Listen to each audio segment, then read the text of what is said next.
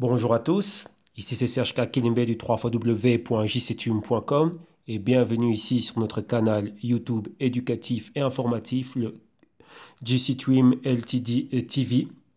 Et ici, on va faire une petite rétrospective et perspective de cette semaine, la dernière semaine du mois de février, donc celle du 25 février. Comme vous l'aurez vu, dernièrement, il s'est passé pas mal de choses, donc on va faire en sorte qu'on ait des vidéos courtes une fois par semaine pour vous tenir un peu au courant de tout ce que l'on fait ici, nous, bien évidemment, au JCTream, de manière privée, donc lors de nos émissions CryptoBlock News. Et ici, on va dire que c'est juste le compte rendu et la perspective de la semaine, bien évidemment, avec moi, Serge K. et Kinembe. Donc, numéro un. La première chose que l'on voit ici et qu'on analyse, nous, on va passer en revue ici, comme vous le voyez bien, la market cap. Donc, qu'est-ce que l'on voit ici? Donc, la semaine commence avec un rejet de la résistance passée au niveau des 135 milliards. Donc, rappelez-vous, on a eu un mouvement qui a commencé ici aux 200 milliards. On est tombé aux 100 milliards. Les 135 milliards sont plus ou moins cette zone que l'on voit ici qui a été rejetée à maintes reprises. Et vous voyez qu'avec le dernier run qu'on avait, on voit bien qu'on a un certain volume haussier qui est remonté vers ce niveau et on est en train de le rejeter. On a des bas ici qui sont les bas avec lesquels on a terminé l'année 2018, donc les bas qu'on a atteints, donc plus ou moins les 100 milliards de dollars, donc on venait des 200 milliards, on est tombé ici aux 100 milliards, récupérer les 135 milliards, reste en horizontal avec les 135 milliards comme résistance, 112 milliards comme support intermédiaire, et maintenant ouais, qu'on est remonté vers ces 135 milliards, et ces 135 milliards ont été rejetés. Donc maintenant, nous, ce qu'on veut voir, bah tiens, on veut voir maintenant si on va pouvoir maintenir ce niveau durant la semaine et finir le mois de février avec une note positive et surtout dans la continuité du momentum et briser ce mouvement horizontal, c'est-à-dire voir si on peut être au-dessus de ces niveaux. Maintenant, on va voir tiens, quels sont les points clés et réellement, est-ce qu'on va pouvoir réellement passer ce niveau? Donc, on va se concentrer un peu sur les cryptos du top 10. Et qu'est-ce que l'on voit? Bon, on voit que dans les dernières 24 heures, ouais, c'est assez flat, hein. Donc, on est en négatif, on va dire le maximum, on a du moins 3%, positif jusque plus ou moins du plus 3%, et sinon tout le reste est flat.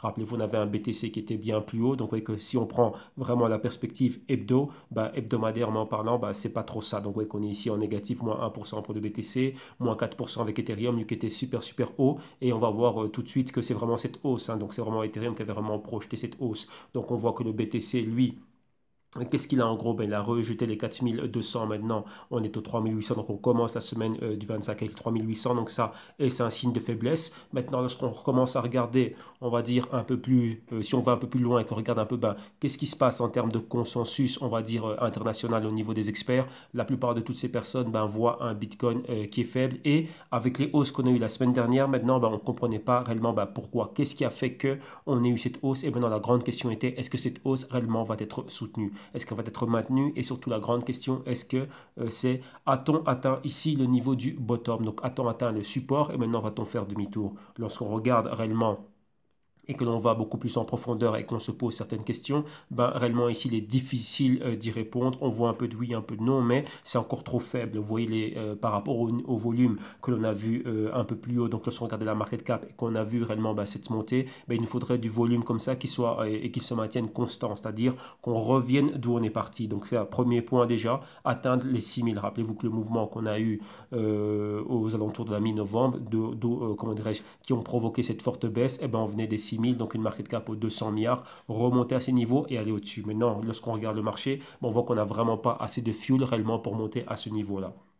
Donc si on prend le Bitcoin comme indicateur, on avait vu qu'un Bitcoin, il avait aussi atteint ces mêmes niveaux, donc les 4200, maintenant ils ont été rejetés, on revient aux 3800. Donc ouais, durant un long moment, donc après les bas du mois de décembre, on avait un Bitcoin aux 3000, 3200, et il oscillait entre les 3200 et 3500, donc maintenant vous voyez qu'on n'est pas loin de cela. Donc on a déjà ici une dégradation de l'enthousiasme psychologique ici qui était touché, et donc ici on a une porte ouverte vers ces niveaux. Vous voyez déjà qu'on a une semaine qui commence en négatif, alors imaginez-vous si cela prend de l'ampleur. D'un autre côté, si on regarde Ethereum, on voit qu'Ethereum maintenant va toujours sa deuxième position et toute l'attention est portée sur ces actualisations. Donc Saint-Pétersbourg et Constantinople. Donc là maintenant ils vont faire les deux et à hauteur plus ou moins du bloc 7 280 000 et c'est prévu pour le 28 février. Mais maintenant avec une fenêtre, donc près 28 février, donc 48 heures avant et 48 heures après. Pourquoi? Avec le temps de blocage et le temps de, on va dire, de l'extraction minière, on ne sait pas exactement quand est-ce que ce bloc va tomber, mais d'après leurs calculs, c'était ces dates-là. Maintenant on verra. Donc qu'est-ce que cela veut dire? C'est-à-dire que peut-être maintenant, au moment où on est en train de parler,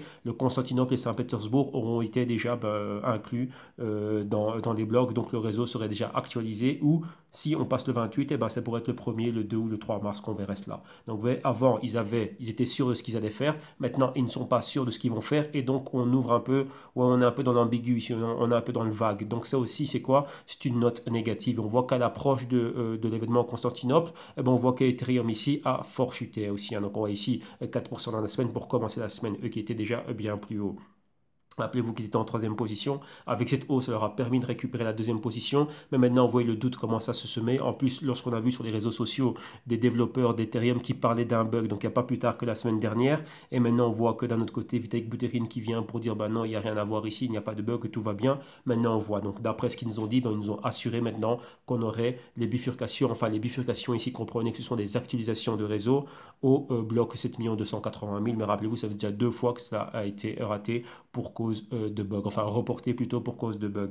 Donc là, pour Ethereum, bah, l'attention est posée là-dessus. Et pour terminer maintenant avec XRP, une news qui est tombée il n'y a pas très longtemps, bah, maintenant XRP ici est sur Coinbase, et c'est ce qui explique ici cette montée fulgurante de près de 10% dans les dernières 24 heures, mais la semaine encore flat, et donc encore beaucoup de choses à faire. Donc qu'est-ce que ça veut dire? C'est-à-dire que XRP maintenant est assez décentralisé pour passer les normes requises pour être listé sur Coinbase, donc assez décentralisé.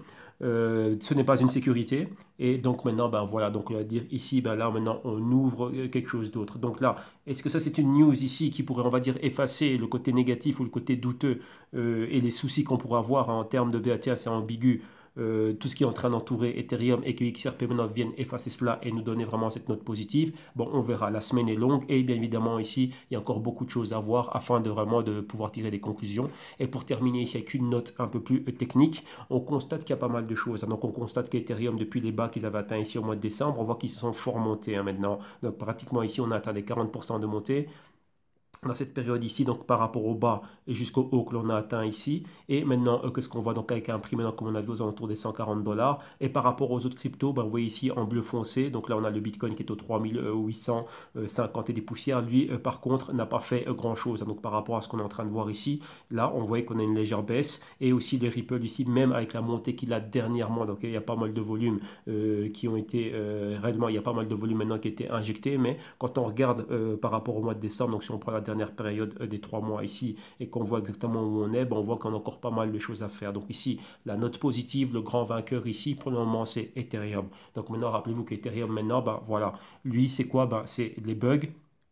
Est-ce que ces bugs étaient légitimes ou pas? Est-ce que ce n'était juste qu'une rumeur? Est-ce que réellement maintenant, bah, ces bugs ont-ils été réellement corrigés? Et maintenant, bah, va-t-on avoir ce hard fork d'actualisation, je le dis bien, donc Constantinople et Saint-Pétersbourg, ici d'ici le 28. Donc rappelez-vous que peut-être maintenant, bah, c'est déjà fait, peut-être demain, dans les prochaines 24 heures, 48 heures, ou bien évidemment, comme ils disent, le 28, donc le dernier jour du mois, ou dans les, dans les 48 heures, enfin 24 ou 48 heures post date butoir qui nous avait donné, donc le 28 février, donc au 1er mars ou au 2 mars. Donc voilà réellement ce qu'on va voir, mais on voit qu'en termes de performance, vous voyez maintenant, bah, Ripple aussi, le XRP maintenant étant listé à Coinbase, vous voyez que là on a juste ce tout petit décollage, mais à un moment donné, vous voyez qu'on était pratiquement à du moins 20%. Donc c'était une très très très mauvaise performance. Rappelez-vous ici, on se focalise sur les cryptos du top 3, maintenant on va voir comment cela va évoluer. Rappelez-vous que cette performance, c'est par rapport à ce point-ci, donc par rapport au mois de décembre. On a décembre, janvier et février.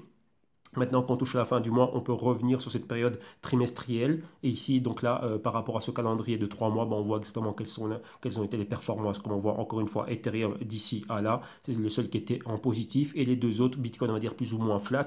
Donc Bitcoin, qu'est-ce qu'on peut dire? Ben, Bitcoin n'a rien fait réellement. Il est resté flat là où il est. C'était vraiment pas sur lui qui avait toute l'attention, c'était plutôt sur d'autres cryptos. On a vu ici pas mal de choses qui s'étaient passées avec Binance et avec Tron, avec tous les événements qui sont eu, la hausse qu'il y a eu, Litecoin aussi qui a eu ses news. Mais maintenant, on revient, on va dire, aux cryptos du top 3 et on voit, bah tiens, les XRP maintenant qui est en train de redécoller avec la petite news qu'on a eue. Donc vous voyez là, ça leur a permis quand même de gagner 8%, donc passer de 20, moins 20% et flirter maintenant avec les moins 10%. Donc on est en train de remonter, on va voir comment on va commencer le mois de mars. Bitcoin ici qui est resté flat, beaucoup de volatilité ici un peu moins, donc pas trop de choses, donc pas trop de surprises ici, mais c'est surtout Ethereum ici qui nous étonne. Et là maintenant, bah, Ethereum, on va voir vraiment, on va dire que ici tout le poids, on va dire, de toute la market cap réellement est sur le Ethereum. Donc voilà ici ce que moi je voulais partager avec vous. Et n'oubliez pas que vous pouvez venir ici au www.ictune.com pour voir ce que l'on fait, ce que l'on a ici en termes de services et de solutions. Et une petite news ici, une petite annonce. Vous avez vu que par moment, nous on donne accès à des émissions qui sont gratis ici. Donc ce qu'on va faire, c'est que une fois de temps en temps, vous aurez droit à des émissions 100% gratos, mais on va dire une tous les X temps. Donc là, on va mettre des émissions de l'année passée, mais des émissions qu'on juge quand même assez importantes, qu'on va mettre ici sur le canal YouTube. Comme ça, vous pourrez voir exactement ce qui se passe et ce que l'on fait, nous, de manière interne. Donc on a déjà cette vidéo ici qu'on avait, qui était la vidéo ici très importante du 17 novembre. Donc les vidéos des samedis, principalement, on va mettre ou une vidéo dans laquelle on a Ethereum, ou une vidéo dans laquelle on a Ethereum ou le Bitcoin. Et donc, on mettra des vidéos. On va prendre une émission au choix que l'on mettra tous les X temps. Il y en aura une qui va être disponible ici sur ce canal YouTube. Donc on va commencer par cette vidéo ici qui était ici donc disponible en entièreté sur le site internet. Donc ceux qui veulent venir voir, voir ce que l'on fait, ils peuvent venir sur notre site internet ou directement là on publiera cette vidéo du 17 du 11. On va la publier ici sur le canal YouTube. Comme ça, pas mal de gens pourront voir réellement qu'est-ce qu'on est en train de faire et vous faire une idée réellement de ce que l'on fait. Vu que là, le site internet étant quand même assez en retrait, on va rester là où il y a pas mal de personnes. Et donc à travers YouTube, il y aura beaucoup plus de personnes qui pourront voir réellement ce qu'il y a. Donc là, de temps en temps, on montrera des samples de ce que l'on fait nous en termes de recherche. Rappelez-vous que nous sommes une boîte d'analyse et de recherche, donc c'est ce que l'on fait principalement. Donc ici, partager un peu les recherches, comme ça, tout le monde pourra voir exactement ce que l'on fait. Et pour ceux qui le souhaitent, s'ils souhaitent en avoir plus et en savoir plus, nous contacter et pourquoi pas eux aussi avoir accès à nos recherches et nos informations au quotidien. Donc voilà, c'est tout pour moi, c'est tout pour cette semaine-ci, pour cette semaine de perspective. Et donc on se retrouvera la semaine prochaine et la semaine prochaine, donc samedi prochain, lors de la prochaine vidéo, on annoncera directement quelle est la vidéo, donc la vidéo que vous avez vue ici, qui va être publiée aussi sur le canal YouTube. Donc si vous êtes abonné au canal, vous allez être notifié en temps et en heure. Un grand merci, vous passez une excellente semaine et on se retrouve la semaine prochaine. Merci tout le monde, bye bye.